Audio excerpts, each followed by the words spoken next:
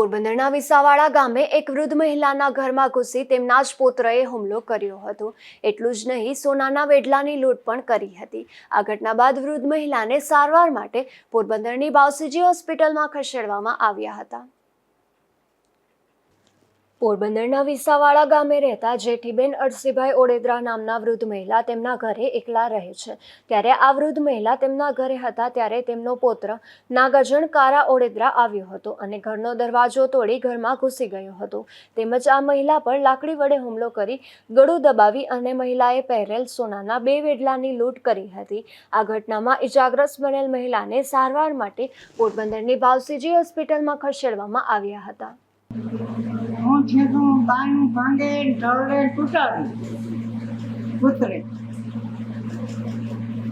એ થયું પછી વેઠલા કાઢે પછી વિયાર્યો મારો પુત્રો નાગાજણ તારા ઓળખતા એ દારૂ પીવાડે પછી આ કામ કરે। હા, બીજા બે હોય એ ભાગે ગયા।